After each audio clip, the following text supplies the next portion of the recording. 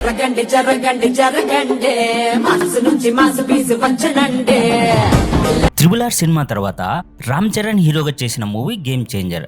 అప్పుడెప్పుడు 3 ఏళ్ల క్రితం షూటింగ్ మొదలు పెడితే ఇప్పటికీ సెట్స్ మీదే ఉంది. డైరెక్టర్ శంకర్ ఈ సినిమా చేస్తూ మరోవైపు భారతీయుడు 2 తీయాలనుకోవడం వల్ల మొదటికే మోసం వచ్చి పడింది. తాజాగా థియేటర్లోకి వచ్చిన భారతీయుడు సీక్వెల్స్ ఘోరమైన టాక్ తెచ్చుకుంది. దీంతో చరణ్ శంకర్ మూవీపై సందేహాలు తలెత్తాయి. కానీ అలాంటిదేమీ ఉండకపోవచ్చని ఫ్యాన్స్ సముదాయించుకుంటున్నారు. ఇకపోతే గేమ్ చేంజర్ షూటింగ్ ఎప్పటికప్పుడు ఆలస్యమవుతున్నా సరే చాలా ఓపికగా చేస్తూ వచ్చిన రామ్ చరణ్ ఓ విషయంలో సంచలన నిర్ణయం తీసుకున్నాడట. తొలుత ఈ మూవీ నుంచి వచ్చే లాభాల్లో షేర్ తీసుకుందామని ఫిక్స్ అయ్యాడట. కానీ ఆలస్యమయ్యే కొద్దీ నిర్మాత వడ్డీల భారం పెరుగుతుందని తెలిసి తన నిర్ణయాన్ని చరణ్ మార్చుకున్నాడట.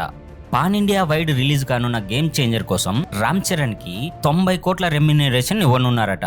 షేర్ బట్టి చూస్తే ఇది కాస్త తక్కువ మొత్తమే అని తెలుస్తుంది. ఇదిలా ఉండగా ఈ సినిమా వర్క్ దాదాపు పూర్తయింది.